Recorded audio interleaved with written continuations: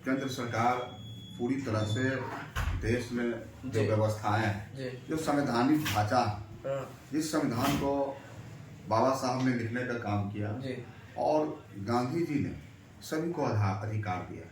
उन्होंने कहा आज मुगल सराय स्टेशन है, उसका नाम बदला जा रहा है। इलाहाबाद पुरानी व्यवस्थाएं हैं, उनका नाम बदला जा रहा है। तो देश का जो मिजाज है, जो सेकुलर मिजाज रहा है इस हिंदुस्तान का, विभिन्न भाषा के बोलने के बाद भी अनेकता में एकता का जो बोध रहा, हमारी जो संस्कृति रही है, हमारी जो बोलचाल भाषा रहा है, हमारा जो पहनावा रहा है, हमारा जो खान पान रहा है, वोट की राजनीति के लिए ये ध्रुवीकरण चाहते हैं।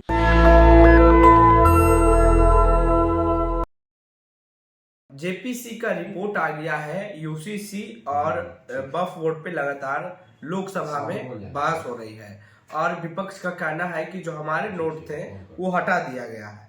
हमारे साथ बात करने के लिए इस वक्त इंडिया अलायंस के विधायक आरजेडी से हैं, रणविजय साहू हैं, तेजस्वी यादव के काफी करीबी नेता माने जाते हैं।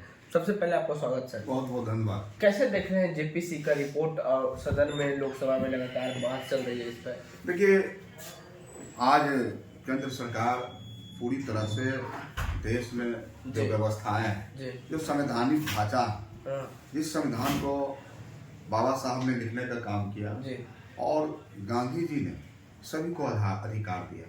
उन्होंने कहा देश बंटवारे के बाद हिंदू मुस्लिम सिख ईसाई सब है आपस में भाई भाई, लेकिन देश में ध्रुवीकरण की राजनीति की जा रही है।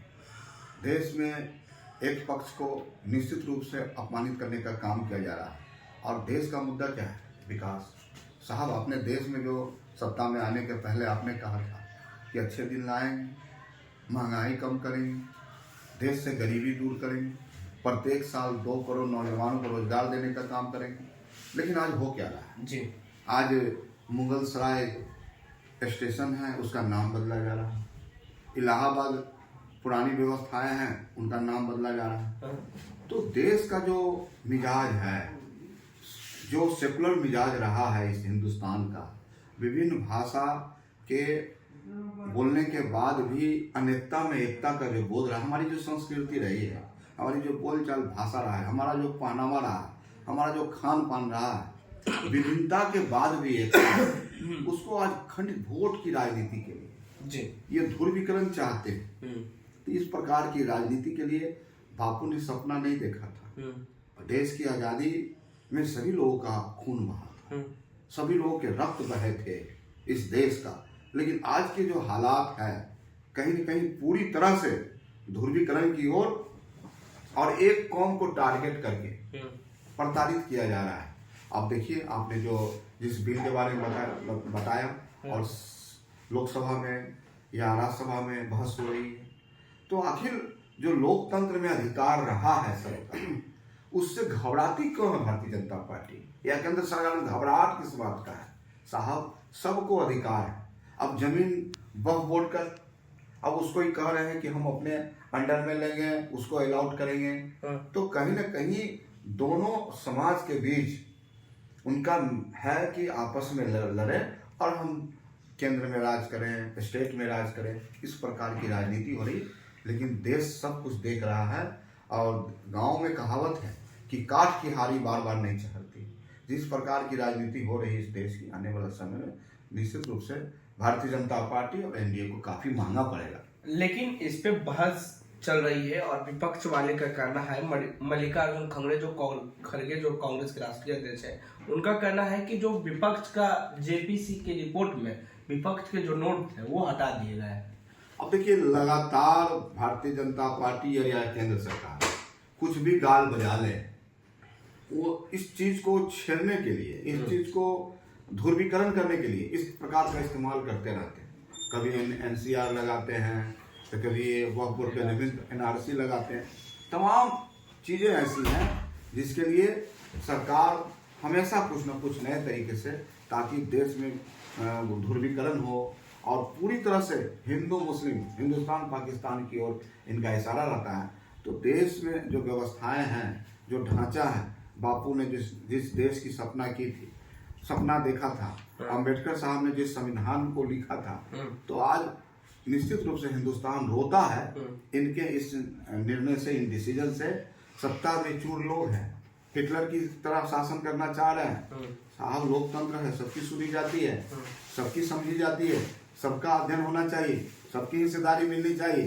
तमाम ऐसी जो संवैधानिक प्रक्रियाएं हैं सरकार को सोचनी चाहिए और सबको साथ लेकर चलने की बात। ये बेईमानी है इनके नियत। ये बोलते हैं सबका साथ सबका विकास। तो हमारे इतने जो माइनॉरिटी के लोग हैं जिनका भी रक्त बहा इस हिंदुस्तान की आज़ादी के लिए, आप उनको छांटना चाहते हैं, ध्रुवीकरण करना चाहते हैं। देश कभी माफ नहीं करेगा और वही देश अच्छा देश कहलाता है, वही बगिया अच्छा कहलाता है जहाँ सभी फूल हो, एक साथ फूल खिले और उसका माला बने। यूसीसी बिल को पास कर दिया गया है और वक्फ बोर्ड बिल भी, मतलब दोनों तरीके हैं, ये दोनों बिल पास कर दिया गया है। मुसलमान कौम की आपने भी जिक्र किया, मुसलमान समाज इससे नाराज है सर। ये देखिए पूरी तरह से आप जब देखते हैं तो टारगेट करके केंद्र सरकार लगातार काम कर रही है और हिंदुस्तान के मुसलमान को कहीं न कहीं डराने का एक बड़ी साजिश चल रही है जी।